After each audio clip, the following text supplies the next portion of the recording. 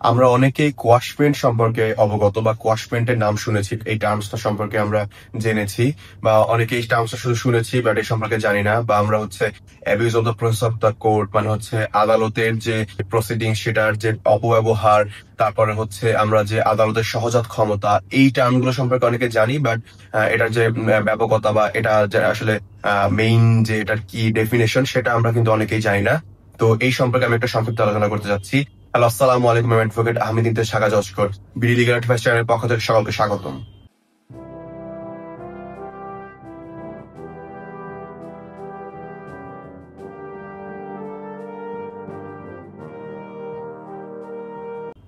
তো আজকে যে ব্যাপারটা নিয়ে আলোচনা করবো এটা খুবই কমন একটা ব্যাপার, আমাদের আশেপাশে এই প্র্যাকটিসটা আমরা প্রতিনিয়ত হতে দেখি। আমাদের যে ক্রিমিনাল মামলাগুলো থাকে সেখানে কিন্তু আমাদের যে এই যে abuse of the process of the court, অর্থাৎ আদালতের যে বিচারিক যে একটা অপব্যবহার, যে আদালতের মাধ্যমে একজনকে হ্যারাসমেন্ট করা, তারপর হচ্ছে ইনজাস্টিসের হাত থেকে আমাদেরকে বাঁচানো, যেখানে কোনো ল নেই, আমাদেরকে ওই রিলেটেড কোনো প্রবিধান যখন না থাকে, যে একটা জাজমেন্ট কোনো কোর্ট থেকে চলে আসলো সেটার এগেনস্টে আমরা কোনো অ্যাভেলেবল প্রতিকার আমাদের আইন কানুনে পাচ্ছি না, সেই ক্ষেত্রে আসলে আমাদের কি করণীয় থাকে।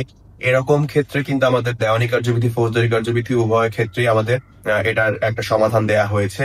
অর্থাৎ আমাদের যে ফৌজদারি কার্যবিধি সেখানে কিন্তু আমাদের যে 561 ক বা 561A, এখানে কিন্তু আমরা এই যে কোয়াশমেন্টের বিধান বা আদালতের যে সহজাত ক্ষমতা, inherent power of the court, এই কথা কিন্তু আমাদের ওখানে স্পষ্ট করে উল্লেখ করে দেওয়া আছে। অর্থাৎ আপনার যখন আইন কানুন অর্থাৎ বই খাতায় আপনার যখন কোনো অ্যাভেলেবল প্রতিকার থাকবে না, ধরেন আমি একটা উদাহরণ দিই, যেমন দেখা গেল আপনি একটা মামলায় সাজাপ্রাপ্ত হলেন, একটা ক্রিমিনাল মামলায়, সেই ক্ষেত্রে সাজাপ্রাপ্ত হওয়ার পরে আপনি কিন্তু সেটার এগেনস্টে আপিল করবেন।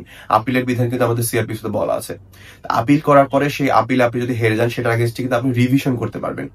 এখন আপনি যখন রিভিশন করবেন, রিভিশন করার পর আপনি রিভিশনও ধরেন হেরে গেলেন, সেই ক্ষেত্রে কিন্তু আপনাকে আসতে হবে 561A, অর্থাৎ কোয়াশমেন্টে আসতে হবে। এই অর্ডারটাকে চ্যালেঞ্জ করে আপনি কিন্তু এই যে 561A এর আন্ডার আসতে পারবেন। তো কোয়াশমেন্ট বলা হয় যখন আপনি একটা প্রসিডিংস অর্থাৎ কোর্টের যে প্রসিডিংসটা, কার্যক্রমটা, সেটাকে আপনি যখন চ্যালেঞ্জ করবেন সেটাকে কোয়াশমেন্ট বলা হবে। To secure the ends of justice, অর্থাৎ হচ্ছে ন্যায় বিচার প্রতিহত হওয়ার হাত থেকে যে বাঁচানোর যে একটা বিধান, সেটাও 561 এর এই প্র্যাকটিসটা করতে দেখি। তো এই 561A তে আসার কারণে হচ্ছে একটা, যখন আপনার এগেনস্টে কোনো অ্যাভেলেবল রেমেডি না থাকে আইনে, তখন কিন্তু আপনি এই 561A তে আসতে পারবেন। আমাদের দেওয়ানি কার্যবিধিতেও কিন্তু এরকম একটা বিধান আছে 151 ধারায়, অর্থাৎ সেখানে বলা আছে আদালতের সহজাত ক্ষমতা। অর্থাৎ আদালত এখানে নিজের হচ্ছে জুডিশিয়াল মাইন্ড অ্যাপ্লাই করে তার কাছে যদি মনে হয় যে এটা জাস্টিফাইড বা এটা গ্রহণযোগ্য, সেই ক্ষেত্রে হচ্ছে তিনি কিন্তু এরকম একটা রায় তার মতো করে দিতে পারবেন।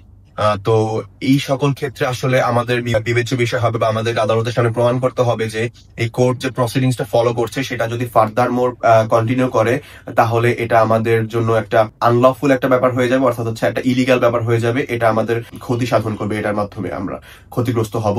তো আমরা যদি এরকম দেখাতে পারি যে আমরা ক্ষতিগ্রস্ত হব বা এরকম একটা অভূতপূর্ণ ক্ষতি আমাদের ক্ষতির শিকার আমরা হতে যাচ্ছি, সেক্ষেত্রে কিন্তু আদালতের সামনে আমরা এরকম 561 সিআরপিসি হলে, অর্থাৎ ক্রিমিনাল মামলা হলে 561 এর আন্ডারে আসতে পারবো। দেওয়ানি কার্যবিধি হলে আমরা 151তে যেতে পারবো। তো যখন আমরা কোনো আইনের রেমেডি না পাবো, তখন হচ্ছে আমরা কিন্তু আদালতের কাছে এরকম একটা অ্যাপ্লিকেশন করতে পারবো। তো আমরা কিছু জিনিস জেনে নিই যে কখন আমরা এরকম অ্যাপ্লিকেশন করতে পারবো। তো এই অ্যাপ্লিকেশন আমরা করতে পারবো যখন আমরা দেখবো যে আমরা কোনো দায়রা, ক্রিমিনালের ক্ষেত্রে আমরা যখন কোনো দায়রা আদালতে কখনো কোনো রিভিশনের এগেনস্টে আমরা যখন যাব, যদি সংক্ষুব্ধ হইতো আমরা তখন 561-এ আসতে পারবো। তারপর যদি এমন হয় যে চার্জ ফ্রেম করা হয়েছে, যখন কোনো প্রাইভেট ফেসি কেস না থাকার পরেও আপনার এগেনস্টে চার্জ ফ্রেম করা হয়েছে, তো তখন কিন্তু আমরা সেটার এগেনস্টে যখন আমরা রিভিশনে যাব, সেখানে যদি আমরা হেরে যাই, সেক্ষেত্রে আমরা কিন্তু এই যে 561A তে আসতে পারবো। তো এরকম কিছু বিধান আছে যখন হচ্ছে আইনের ব্যাপকতর প্র্যাকটিস না থাকে, অর্থাৎ হচ্ছে আইনে কোনো কিছু স্পষ্ট ভাবে কোনো সেকশন উল্লেখ করা না থাকে, প্রতিকার উল্লেখ করা না থাকে, তখন কিন্তু আমরা এই যে section 561A code of criminal প্রসিডিউরের, সেখানে কিন্তু আমরা এসে এটার মাধ্যমে কিন্তু আমরা ওই প্রসিডিংসকে চ্যালেঞ্জ করতে পারবো বা ওই অর্ডারকে চ্যালেঞ্জ করতে পারবো। তো এই ছিল আজকে আমার আলোচনার বিষয়। সকলে ভালো থাকবেন, সুস্থ থাকবেন, সতর্ক থাকবেন। আসসালামু আলাইকুম।